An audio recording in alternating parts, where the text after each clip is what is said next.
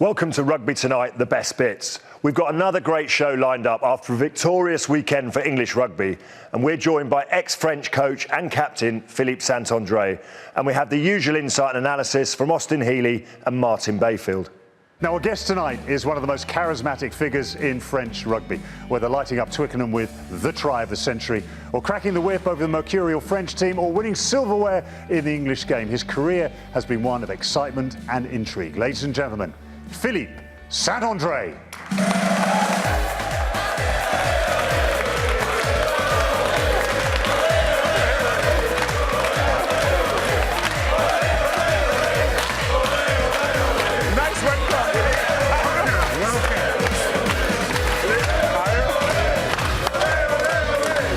Well, Philippe, you've got the crowd jumping already. Nice welcome. It was a long time. Yeah. You sound surprised that you would receive such a welcome. Oh, you won the Six Nations already, so you don't have any pressure. This is a man who knows his crowd. He knows his audience. Well done. How are things? How are things for you? How's life for you now? Very well. No stress, no pressure. Have we got it right about French rugby? Are we right to be saying where has the French flair gone? What has happened? Because when you compare that, which is a long time ago, of course, with what we're seeing from the French team now, does your heart weep just a little bit?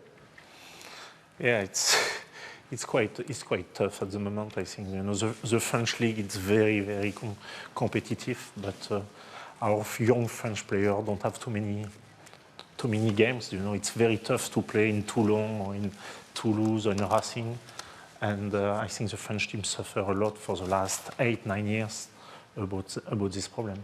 Now, when you stopped your time as the French coach, you've written your book, and you don't mess about. You don't mess about with what you say. I tell the truth. We've had our GCSE student go through the book and pick out the bits because our French isn't particularly good.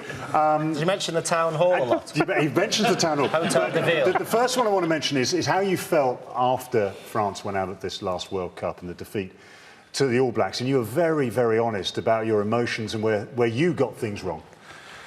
First, after this game, I was 20 years older because lost by 60 points. Second, you are in charge, so you need to take all the blame, about the French rugby. And when you sign and you accept the job, you accept the good things and the bad things. And after, you need to move on. But yeah, it was not the best time of my period. And after 60 minutes, I think I didn't count anymore the try and everything. I say it was not a good day. It was a nightmare. But to be honest, New Zealand was amazing also. Boris Johnson wandering around the studios. Don't laugh. That's what we thought. Yeah. And this is what he had to say. What do you think of the England result on Saturday? It's terrific for the UK. Any words of advice for the team? It would be impertinent of me to comment, but I'm sure we'll give the French good seeing to. What do you think of an Australian being the one to lead them to their first Six Nations title since 2011? Well, speaking as I think I was Honorary Australian of the Year in something or other. very pro Aussie. Thank you very much. What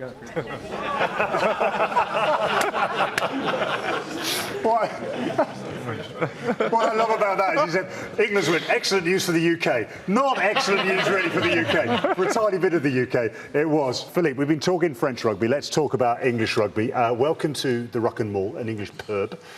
This is your beer, Saint-André. Nice. You see what we've done? Very nice. Very nice. But we thought, Lawrence. Champagne for our French friend, please. Champagne for our French friends. So while we're cracking open the champagne, let's talk about, because you are a big part of the professional game in English rugby, Gloucester and Sale. Let's start with Gloucester. What was it like for you to arrive there, first of all as a player, then as the coach?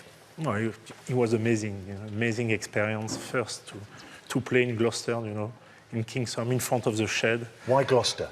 Why Gloucester? Because he was so much a spirit of rugby, and people love rugby. Everybody was expecting that I go in London and everything, but when I've been once to Gloucester and I saw the passion of the people, I say, he must be there, you know, and to play in front of the shed, it was like play in front of an international game. So it was amazing, and I start to be a coach here. And also, you know, Phil Vickery was, I play with him, and after I was his coach, and he's 40 years today. So I say happy birthday to. Happy birthday to Phil Vickery. Absolutely. Now, what about the difference between being the player there and then being the man in charge, the hire of the fire of the man sorting out the game plan? It was when I started to be in charge of. I did 3 months player coach, you know, but I wanted the guy so fit and trained so hard. So I said, I must stop very, very quickly because I was not ready to work as hard as I wanted and the player worked, you know. But it was a great experience. Plus also the first year, you know, we were top of the league half of the season. We finished second of the league, and for Gloucester, and the year before, I think we were 8 or 9. But I was lucky, you know, some great players, and also great chairman like, you know, he was. Tom Walkinshaw was a well, we can touch Tom Walkinshaw's name. It's Tom Walkinshaw. Marvellous. Don't worry. Yep. We've got some... You're not old enough. You had success at Gloucester, but the big success came at Sale Sharks. What was the secret there? Because when you look through the roster, big names, big players, but to make that all come together must have taken quite a lot of work. Yes, but, you know, I arrived in Sale, you know, and I realized so much talent was in this club, you know, Andrew Sheridan, Schofield, Chris Jones, Tittrell, Coeto, Charlie Oxon, Wigglesworth, Ben Foden. I put him fullback and wing, and Jason Robinson. So he was so much great player, English player.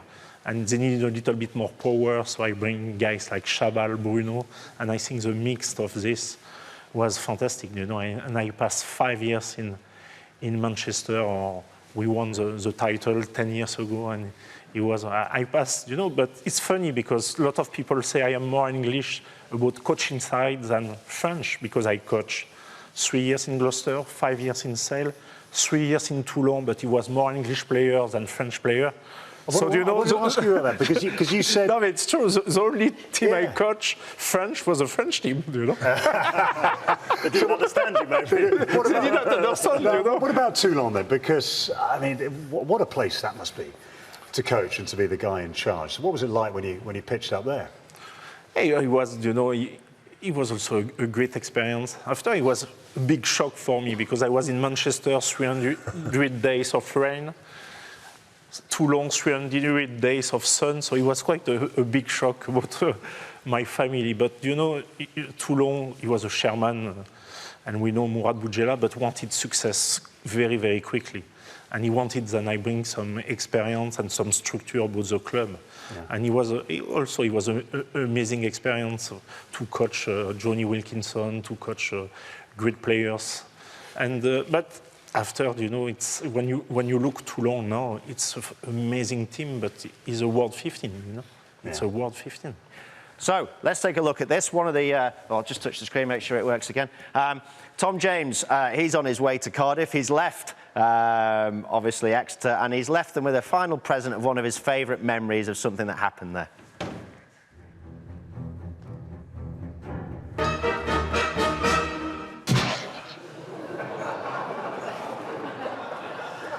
Brett Sturgis there, getting a fish in the face, and I have been told that I must say that if you have got a 4-foot fish at home and you haven't had your tea, don't try that at home for legal reasons. It's not safe.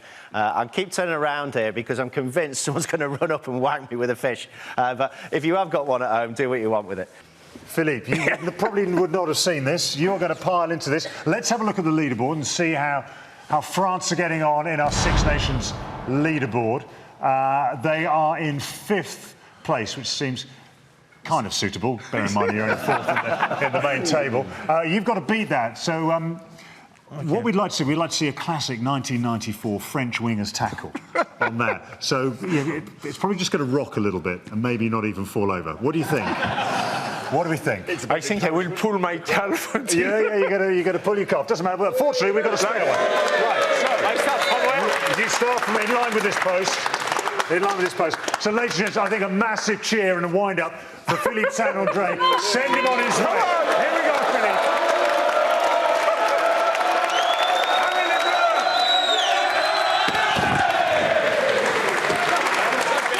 Did you ever do a tackle like that in your career? Let's see an action replay. Against him in 1995. Let's have a look and see how you got on.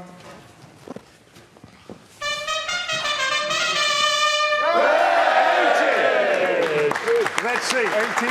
That's brilliant. I've no idea where you've gone, but we enjoyed it. It was a lot of fun, and that was your tackle. It's come late in your career, but that was your tackle. Well, brilliant, sir. Outstanding.